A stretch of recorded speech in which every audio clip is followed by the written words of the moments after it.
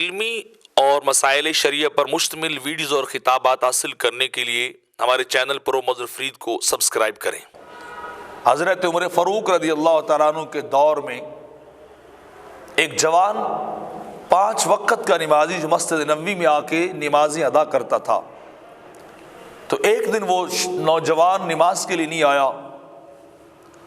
دوسرا دن بھی آپ نے دیکھا کہ وہ نوجوان نماز پڑھنے کے لیے نہیں آیا۔ تیسرے دن پھر یہی کیفیت اور حالت تھی کہ وہ شخص نماز کے لیے نہیں آیا، وہ جوان نماز پڑھنے کے لیے مسجد نبوی میں حاضر نہیں ہوا۔ تو آپ نے اس کا پتہ کروایا کہ جاؤ فلاں جوان جو اپنی ہر نماز میرے ساتھ یہاں مسجد نبوی شریف میں با جماعت ادا کرتا تھا، اس کا پتہ کر کے آؤ کہ وہ کہاں گیا۔ لوگوں نے جا کے پتہ کیا تو اس نوجوان کے والد نے کہا جی میرے بیٹے کو تو 3 دن ہو گئے وہ فوت ہو چکا ہے، وہ مر گیا ہے، وہ اس لیے نہیں آتا کہ وہ اس جان کو چھوڑ کر اگلے جان کی طرف چلا گیا ہے۔ تو آپ بڑے خفا ہوئے، آپ نے اس کے باپ سے کہا کہ تو نے مجھے اس کے جنازے کی اطلاع کیوں نہیں دی؟ وہ پکا نمازی تھا، وہ نوجوان شخص کی جوانی اللہ کے گھر میں گزرتی تھی، بڑا باعمل اور خوبصورت انسان تھا، وہ بڑا پاکیزہ زندگی اور جوانی والا وہ بچہ تھا، تم نے مجھے اس کے بارے میں بتایا کیوں نہیں؟ تو اس نے کہا حضور آپ خلیفۃ المسلمین ہیں، آپ کو اور بڑی ذمہ داریاں ہوتی ہیں، معاملات ہوتے ہیں مملکت کے، لوگوں کے معاملات کو حل کرنا سننا ہوتا ہے، تو میں نے یہ مناسب نہیں سمجھا کہ آپ کو تکلیف دوں۔ اصل میں بات یہ تھی کہ میرا بیٹا جب آپ کی طرف جاتا تھا نماز پڑھنے کے لیے تو وہ بڑا خوبصورت تھا، بڑا جوان تھا، اس پہ راستے میں ایک عورت فدا ہو گئی،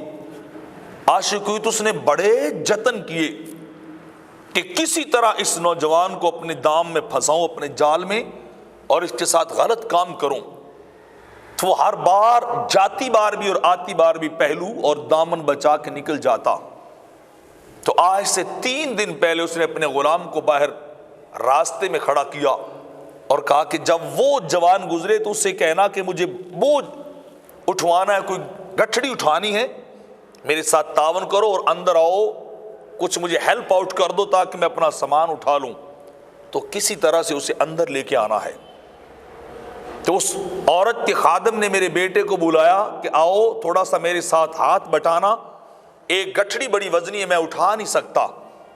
تو مہربانی کرو وہ میرے سر پہ رکھاؤ۔ تو جب میرا بیٹا اندر گیا تو اس نے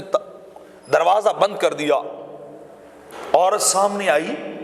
اور اس عورت نے آ کر اتنا کہا کہ بات یہ یا تو میرے ساتھ برائی کرو اور یا پھر یہ کہ میں لوگوں کے اندر وبیلا مچا دوں گی کہ اس نے میرے اوپر حملہ کیا ہے، یہ میری عزت لوٹنے کی نیت سے یہاں آیا، میں لوگوں کو بتاؤں گی کہ یہ جوان میرے گھر میں گھسا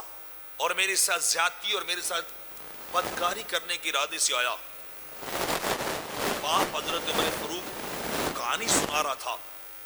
کہ میرا بیٹا اتنا اللہ کے خوف سے گھبرایا اور ڈرا کہ وہ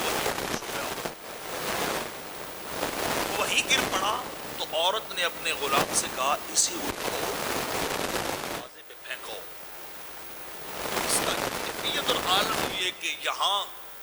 میرے گھر میں آ کے بے ہوش ہو گیا، کہیں اس کا قتل مجھ پہ نہ پڑ جائے، تو جلدی کرو اسے اٹھاؤ اور اس کے گھر پہنچا کے آؤ۔ غلام نے میرے بیٹے کو اٹھایا اور میرے دروازے کے سامنے دروازہ کھٹکھٹایا کہ میں نکلا تو میرا بیٹا، میں حیران ہوا کہ میرا بیٹا درست اور صحیح نماز ادا کرنے گیا اور آج سے کس کیفیت میں لوٹا ہے؟ کیا ہے؟ اس نے کہا ابا جی اس عورت نے مجھے گناہ کی طرف بلایا، مجھ سے بدکاری کرنا چاہی، میرے ساتھ اپنا منہ کالا کرنا چاہا، میں اللہ کے خوف سے کام پر بے ہوش ہو گیا، مجھ پہ اللہ کا خوف اور لرزہ طاری ہوا، اللہ کی بارگاہ میں جانے کا تصور میرے دل و دماغ کے اندر آیا کہ میں یہاں اگر گناہ کروں گا تو میں اپنے رب کی بارگاہ میں جاؤں گا، اپنے خدا کے دربار میں نے جانا ہے۔ میں ڈر گیا اور یہ کیفیت ہے کہ میں بے ہوش ہو گیا اور وہ اٹھا کے مجھے یہاں پھینک گئے۔ تو باپ کہنے لگا میرا بیٹا اس حادثے سے جاں بر نہ ہو سکا، نکل نہ سکا، اس کے دل و دماغ کے اوپر حاوی ہو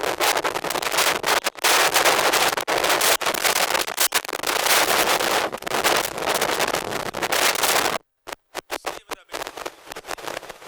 قبر میں چلا گیا ہے۔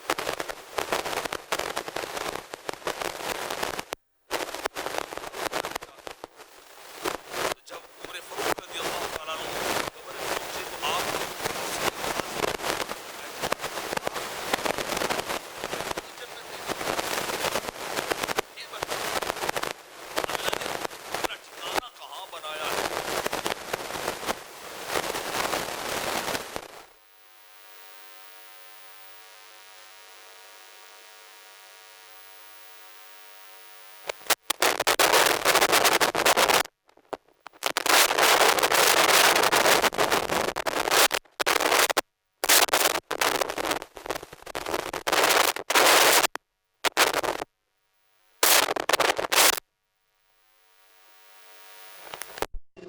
رب کائنات کے دربار سے خوف زدہ ہوتا ہے